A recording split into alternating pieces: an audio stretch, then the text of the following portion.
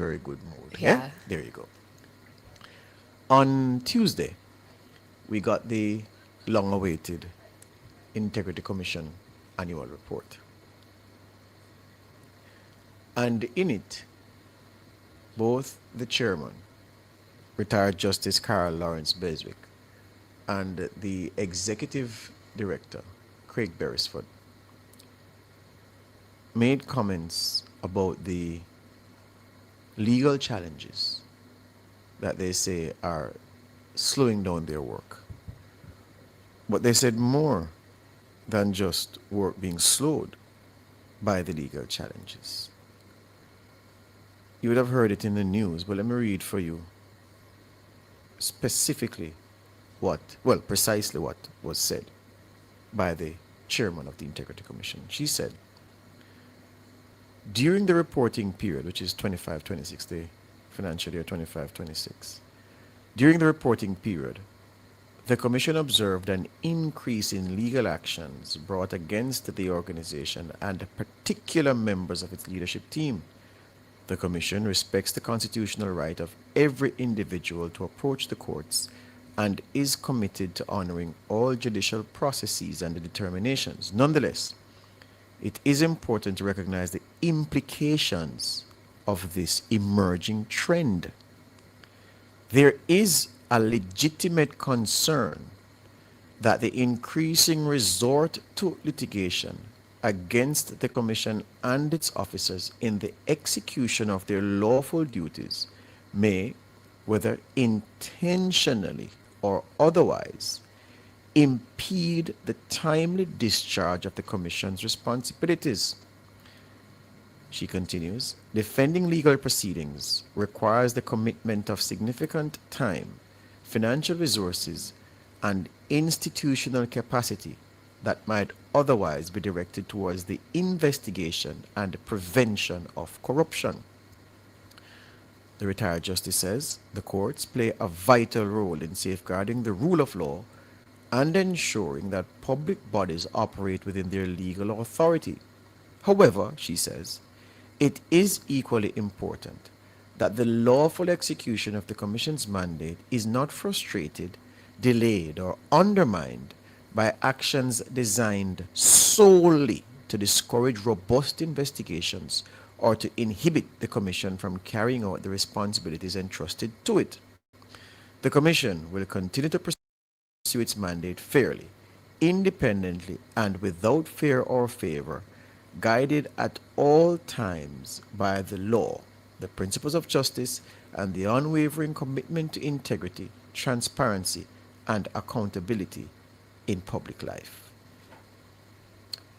That's what the chairman of the Integrity Commission is saying about legal challenges to its reports, its findings, and legal challenges against senior members of the Commission. These comments are also expressed, are reflected. Similar comments have been made by the executive director of the Commission, Craig Beresford. What are we to make of this? Before I even say what I think of it, I should I say I congratulate? I should say I congratulate. I congratulate the Integrity Commission for agreeing to host a press conference. The date of that press conference, date and time, will be communicated anytime now because they said once the Integrity Commission's annual report was tabled in Parliament, then they'd send communication about when, where that press conference will be held. Based on our reporting, the Integrity Commission has not opened itself up to the press through a press conference since 2019. 7 years. This will be, if they hold true to their word, their first press conference in 7 years. So for those quarters from which criticism of this lack of interaction and engagement with the media came, I say, kudos to you. Because no doubt, perhaps someone at the commission, and the commission is peopled by people with the ability to, hear clearly. Someone has listened to the calls for that engagement. And even though the date has not been announced yet, I feel obliged to say thank you. Thank you, Integrity Commission, for telling us that you'll be giving us a chance to ask questions of you about your work for the first time in 7 years. Really appreciate it. Thank you. Now, retired Justice Carol Lawrence Beswick. She says, it is equally important that the lawful execution of the Commission's mandate is not frustrated, delayed, or undermined by actions designed solely to discourage robust investigations or to inhibit the Commission from carrying out the responsibilities entrusted to it. That's a telling sentence. Because what is being said, and it doesn't need any deep interpretation,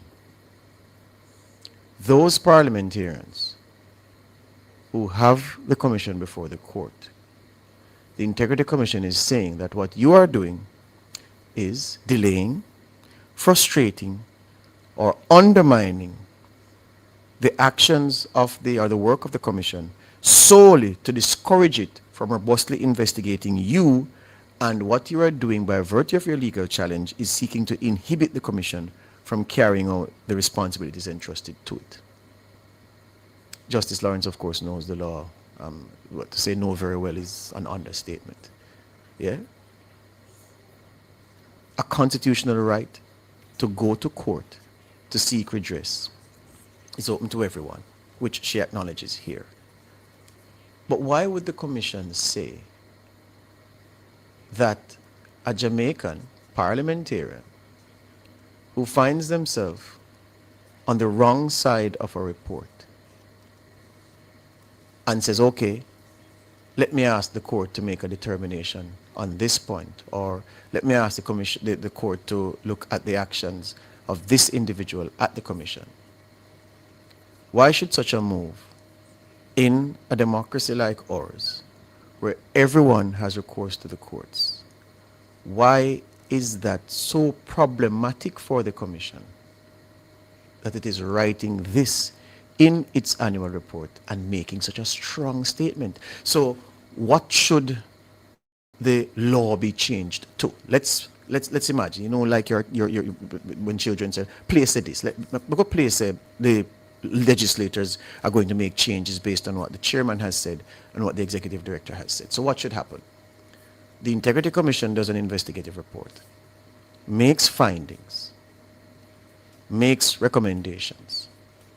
The person who is the subject of those investigations, or that investigation, and of course subject to the weight of the recommendations, if they believe that they have been wronged by the findings, the Commission would have them do nothing.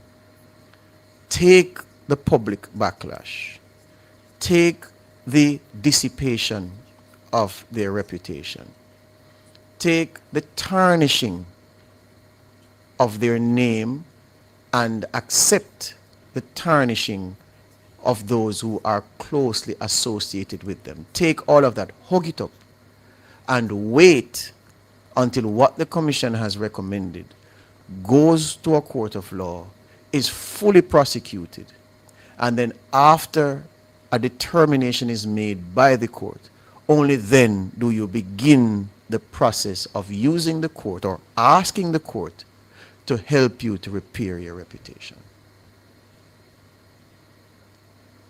Does that make sense? No. Let's not be naive. The Commission is still making a point, I believe, is worthy of consideration. These legal matters, in some cases, do delay and frustrate the investigative process. That's a fact. I'd be dishonest if I came and pretend as if that's not the case. That's not the reality. But life is about balancing interests. And there's no free run to any outcome or result. There is pain and frustration along the way associated with every process. The Commission seems unaware that the mere mention of a parliamentarian being under investigation means that that bag of goodwill that that politician has is immediately pumped,